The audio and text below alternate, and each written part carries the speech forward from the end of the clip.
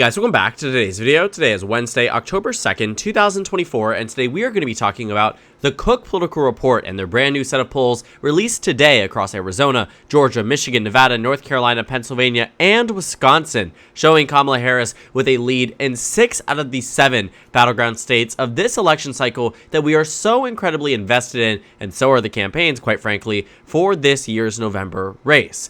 Now, the Cook Political Report has been doing polls dating back to the month of May, when they released a set of polls showing Donald Trump with an advantage in every single battleground state with the exception of Wisconsin. Donald Trump led in Arizona by 4 points, he led in Georgia by 4 points, he led in Michigan by 3, Nevada by 8, North Carolina by 8, and Pennsylvania by 3, tied in the state of Wisconsin.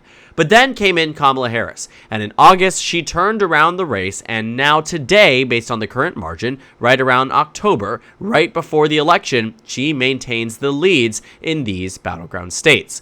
And again, the numbers here have never been the strongest for the Democratic ticket prior to Kamala Harris being on the ballot. You can see that those numbers there, May wasn't the first time that Cook decided to make any type of conversation related to polling, but ultimately, right, we are looking at a numbers game where Kamala Harris clearly, very clearly, has made this improvement in a way that many Democrats previously thought was impossible. And the fact remains, despite all of the national narrative around a tightening of the race that means Kamala Harris is somehow losing in many of these states, the Cook Political Report comes back out with a number saying, right now Kamala Harris, on average in these 7 states, leads by 2 points on average, and in the battleground states fluctuates from a lead of a 1-point lead to a 3-point lead, and ultimately holds her ground. And I think a better way to really visualize this is taking a look at what it might present on an electoral map. We're going to move back and forth between some of these more, interesting numbers from the battleground states, but of course, what we're going to see here is that Kamala Harris does in fact win the election based on these numbers alone. So current margin is what we're looking at here. Arizona has Kamala Harris leading by 3. What you find is that that's an improvement from Trump plus 4, but a slight reduction from her August numbers. The current margin in Georgia goes from being a tie to being in favor of Donald Trump by 1 point. Arguably an improvement, but still on the overall net here, and when it comes down to the overall margins in many other states, you don't always see it move in that direction. For instance, in Michigan, they say Harris was ahead by 2 in August. Trump previously was ahead by 3. Now, Harris leads by 3. From Trump plus 3 to Harris plus 2 to Harris plus 3, Michigan becomes a lean Democratic state, largely in line with that of the last election. And continuing down this list, Nevada, what was Trump plus 8, and this is the even bigger one, to Trump plus 5, to Harris plus 1. Nevada has completely rebounded for national Democrats in a very positive way. It becomes a lean Democratic state. North Carolina, Trump plus 8, Harris plus 2, Harris plus 3, an improvement in that state, and it kind of seems like it's paying off the amount of money Democrats are investing in that state. And Pennsylvania and Wisconsin, what were Trump plus 3 in Pennsylvania and a tie, both Harris plus 5 then in August, now Harris plus 2, we're in a position, these 2 states, regardless of the reduction, are still in Kamala Harris's column. And to give you an understanding of what an electoral map might look like in a circumstance like this, well, we'll first characterize all of those safe Democratic states because, again, you start to see how they get to that number of 270 electoral votes. It really isn't rocket science. It comes in a variety of different ways in states like Colorado and New Mexico that fill out this map here that build out the general result, which is 303 electoral votes in this circumstance. And when it comes down to the states and areas where Donald Trump is winning, it really doesn't make an overall difference because, again, at the end of the day, Kamala Harris still wins the election. And so this is likely what the map would look like in an event and circumstance where Kamala Harris is winning all of these battleground states by the margin suggested by the Cook Political Report. And so I think this also, too, is something that provides additional meaningful commentary about the state of the race today. I think because we've seen a number of different polls all across the country, it's really hard to see one big swoop from a reputable firm, from a known firm, and from, generally speaking, a lot of people who do really strong and good political analysis. And the Cook Political Report actually has their electoral college ratings. Every single state that they've polled, which makes sense why they would invest in it, are toss-up races on their own characterization, and I honestly don't expect them to change it until we reach Election Day. And that makes sense, right? These states are truly going to be amongst the most competitive, and when you take a look at examples, every single state on here was decided by 3 points or less in the last election. It's entirely reasonable that these states would be total toss-ups. Now, in terms of what's happening on the general trend line, though, Kamala Harris, again, holding her ground is not something new. We have a number of new polls out of some battleground states, but one that was really important today that I'm not going to be making a specific video about, but I wanted to talk about, was the Wisconsin poll from Marquette University Law School. Now, they are one of the best pollsters in the state of Wisconsin. They generally get things right, and historically, they've actually underestimated Democrats to some extent. And so what Marquette University found was that in their most recent poll, September 18th through 26th, Kamala Harris maintains a lead across the state by a margin of roughly 4 points. This matters. The advantage that Kamala Harris has amongst the electorate in the state of Wisconsin is substantial. A 5-point lead is something that just simply cannot, in any circumstance, be ignored by our current election conversation, because that's where we are.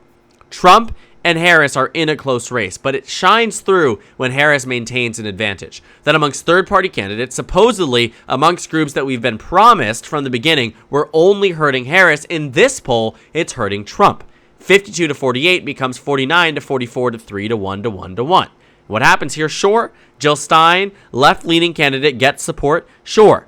Cornel West, left-leaning candidate, gets 1%, or not even there, 0% really. You're finding that ultimately, the numbers are being pulled from Donald Trump's base. And that's good news for Kamala Harris. Regardless, though, what this Wisconsin poll really reaffirms what we've seen from the Cook Political Report. We actually saw a new AARP poll out of Pennsylvania recently, one of the best pollsters, because they combine forces with Fabrizio Lee and Associates. Fabrizio is a Republican pollster. They combined forces with John Anzalone and Impact Research, which are Democratic pollsters. Together, they produced that AARP poll. We've been covering it since the 2020 election cycle, 2022 election cycle. We've been talking about it quite at length here. But what you're finding is that Pennsylvania, what did they say? Harris leads by 3. And what did you find in many of these other states, and you are continuing to find, is that Kamala Harris maintains this advantage. And sure, it's not amazing. I'm not going to say this is anywhere near where we were in 2020. But the margin in the Electoral College could very well seem very similar. Because this race is close, because this race was bred to be just so exceptionally competitive. I mean, we are in such a narrow, tight race here that I think we're really coming down to the wire in polling, in fundraising, and in campaign stops. You're seeing they're going neck and neck when it comes down to how many stops they make in Western Pennsylvania, how many stops they make in Northern Georgia, right, in the Atlanta metro area. They are literally watching each other and making decisions in response. And that's how politics works. Someone makes an attack ad, you respond. You do a rally, they do a rally. You raise 10 million, I raise 20. That's how these things work. That's how these things have come to be so competitive in this cycle because, quite frankly, well, Kamala Harris has a cash on hand advantage and will far outspend Donald Trump between now and Election Day. In some of these states that really do matter, namely Pennsylvania, Donald Trump has the money for that state. And with that money, what can you do? Ads after ads after ads spilling over into media markets in Ohio. What does it also do? Forces Democrats to invest just as much in that state. Now, I'm not trying to argue to you that somehow Donald Trump and his campaign team is playing 4D chess. I really don't think we're at that point whatsoever. But what I do think, though, in a way, they are forcing the Democratic Party's hand in some of these states. But that doesn't mean the Democrats are strapped elsewhere. There's a reason why the leads in some of these states have started to become a little bit more consistent. When you have a general trend line amongst one pollster in specific that goes state to state to state to state amongst the same period of time, what you will see in result largely is pretty consistent because of the fact that many of these states are as close and as competitive, and if there is one direction the entire country is moving in, chances are the swing states are as well. Think back to 2020. The 7 most states invested in this cycle when it came down to financial resources. If you can guess them, I mean, this is something that I think we don't always remember.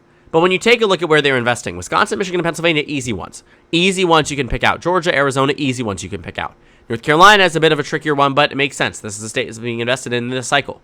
Democrats also did the same thing in Florida. Now, it didn't just extend to 7 states. It did not just extend to 7 states. Where else did Democrats invest in? Ohio. They invested in Iowa. They invested in Nevada. They invested in Colorado. They invested in Virginia. Invested in New Hampshire. Why? Because history told us these states are competitive. Remember 2016? Hillary Clinton only won New Mexico by 8. Only won Colorado by 4.9.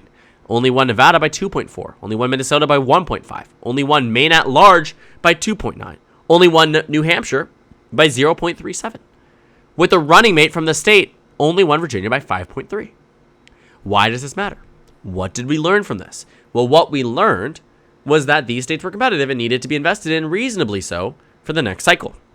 But then what do we learn from that too? Some of these states have become increasingly more partisan that maybe they don't need as many investments. Equally, too, some states have gotten so partisan, not just that they don't need investments because Democrats are winning them, but also because Republicans are winning them.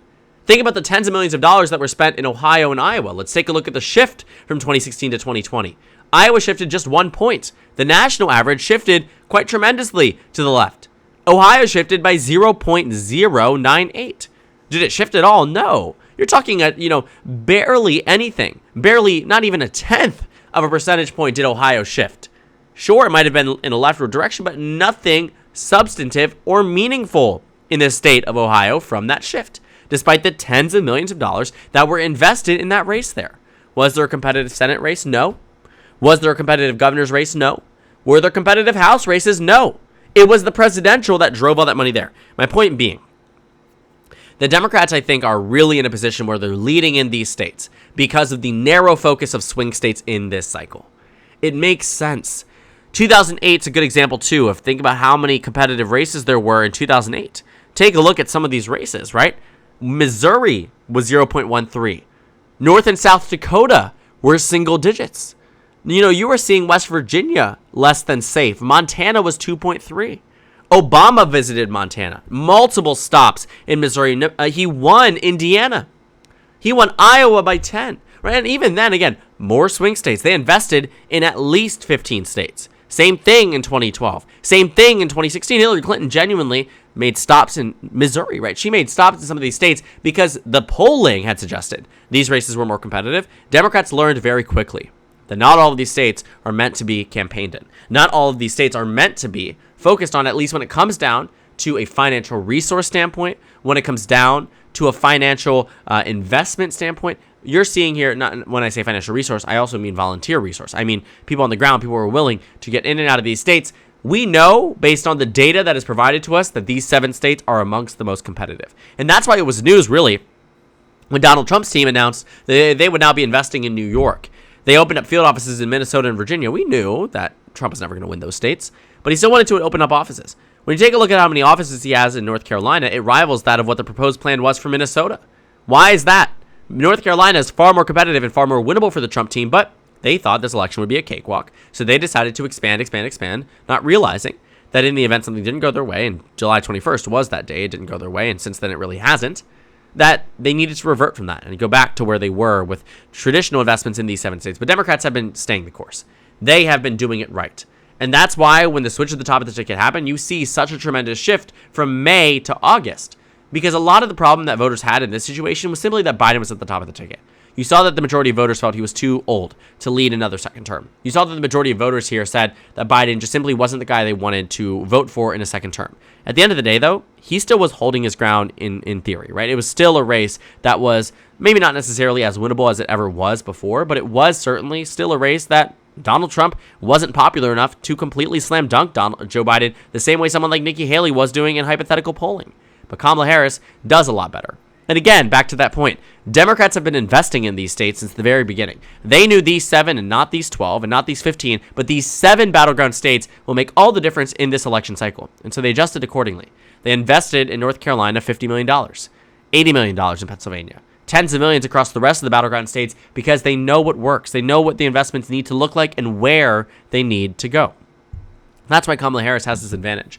And I will say, too, that while this lead here is well within the margin of error, Donald Trump could win all of these states, and in theory, it wouldn't be predicted incorrectly by these polls. We still are in a position where it more likely than not is that Kamala Harris does win many of these states that are currently characterized as blue. Does she win all of them? I don't know. My current prediction doesn't say so. But it's not out of the realm of possibility. And that's what's really good for Kamala Harris and her campaign.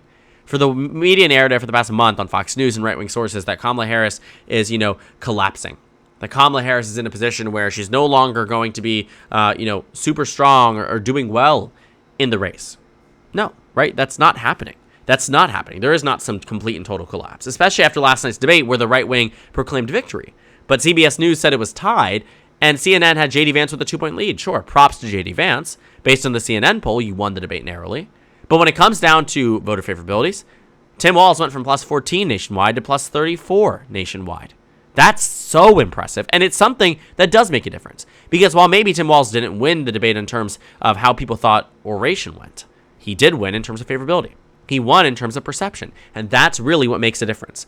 I think Kamala Harris also started to notice that too, that the vibes of this race have become a lot stronger for the Democratic ticket with her at the top, and that matters. Vibes matter. The way people feel and think about an election may be very different than what is actually happening on the ground. Overall, though, the heightened enthusiasm for Kamala Harris is something we haven't seen in a Democratic nominee since Obama, right? This surge of support across multiple battleground states is something we have not seen in a Democratic ticket in quite some time. I think that is really going to make a difference here. And what we find from the Cook Political Report is ultimately what we've sort of known for quite some time, is that Kamala Harris still maintains her advantage. It's narrow, it's certainly competitive, and it does leave room for Donald Trump to win the election. But it also means she's the current favorite. And that's where I stand as of today. October 2nd, 2024, Kamala Harris likely to win. Donald Trump still has a chance. But what these data points show is that she's more likely to win most of these states than lose them. And I agree with that sentiment. So thank you guys so much for watching this video. Make sure to comment down suggestions below. Subscribe on the left if you haven't already, and check out the Instagram and Twitter. At the top left of the screen, there's also a Discord server for you to go ahead and join. On the screen, there's a video you can watch, and then a playlist for my 2024 presidential election analysis videos. Again, thank you guys so much for watching, and I will see you all tomorrow.